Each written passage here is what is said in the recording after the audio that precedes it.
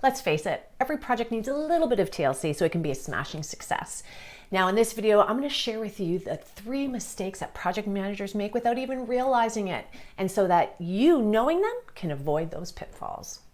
Mistake number 1, inadequate planning. You have probably heard failing to plan is planning to fail, and that is so true. I cannot tell you how often I've seen this with clients where they just didn't plan properly. So planning becomes critical because it's setting you up for success. It's getting you all the baseline information that you need to be successful so that you can execute on that stuff.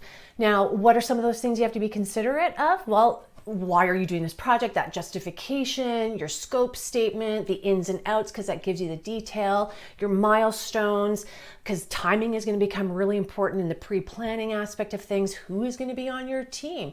What are some assumptions? What are some risks that you need to be aware of, particularly in the beginning? Do you have the appropriate buy-in? Oh my goodness, you can see how much is involved in planning. So this is a mistake because what do people do? They get their marching orders and they go right into execution. Give me my task list, let's do it. Well, how can you get a task list if you haven't done all of this proper planning?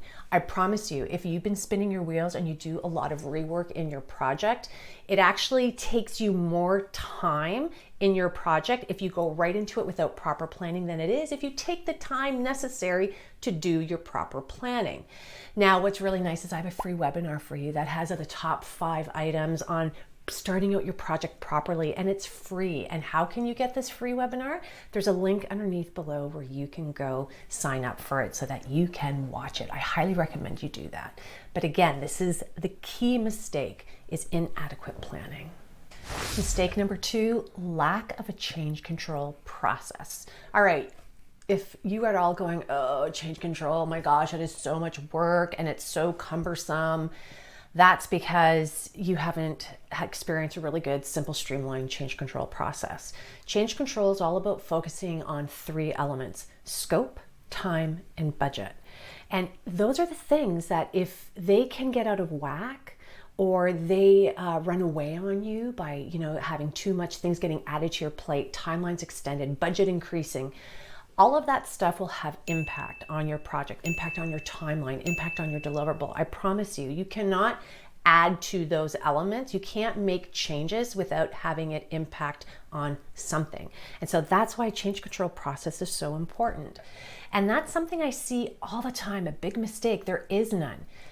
In the beginning of your project, you need to document what that change control process is, because you want to be able to use it not only as a tool to gather all the stuff that you need to look at, like what's the impact of this change, the pros and cons, etc., that is going to help you strategically decide whether you should do this change or not. Because let's be realistic, all projects, just because in the beginning you said this is what you're going to do, life is life. Things happen, things change in business. So there are times in the middle of your project, you may have to make changes, but you have to understand the impact.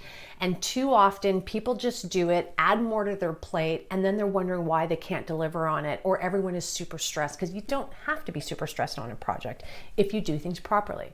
So what I really appreciate with a change control process is it gives you structure. Now in my Slay program, for those of you who are in it, you know that there's a simplified process on this. I believe in a streamlined approach, a 1-pager, but specific enough that it gives you all the right information. And I also teach how to use it as a tool to stop senior executives from telling you to do something without them thinking it through. Because how often have we come across that?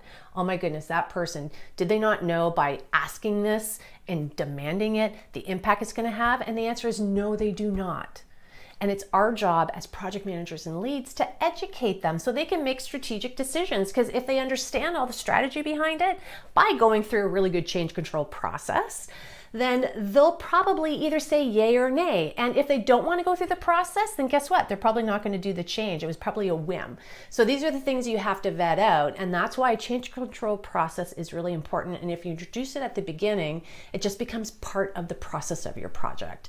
And it is a big mistake not to do it. Mistake number 3, ignoring lessons learned.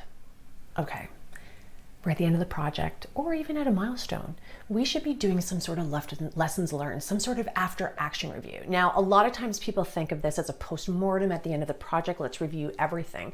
I actually like to teach people that no, you need to do it throughout your project life cycle. You can do them at specific points in time, like an end of a major milestone, or if something's popping up, you should do a lessons learned, but do not ignore it. And too many times we get caught up and just we're so busy trying to get our project done. I don't have time to set a meeting aside to talk about, hey, how can we get better at this? Don't roll your eyes at it. It is so critical for your success. There are so many things that we can learn so we don't repeat the mistakes. Because how many times have you seen in your professional setting, oh, didn't we learn from that? Didn't we just do that? And why are we doing the same mistake over again? Shame on the organization, shame on management, shame on yourself if you're repeating the same mistakes. Why? Because you're creating more work for yourself, more work for your team, and for why? For what reason? When you can actually learn from it and ensure for your next project or the next phase or the next stage and next milestone that you're going to carry out things that are working well and stop things that are not. It has a huge impact. It's going to make your project better. Again, it's about time, but it's worth the effort and energy to really look at your lessons learned and follow through on them. Okay, do not forget to sign up for this free webinar that I told you about on how to start your projects off right. Again, we want to make sure you don't make those mistakes. So understanding how to start it off right is going to be important, and I have that covered for you in this free webinar. How do you sign up for this free webinar? Again, the link is underneath this video, so please definitely check it out. It is worth it.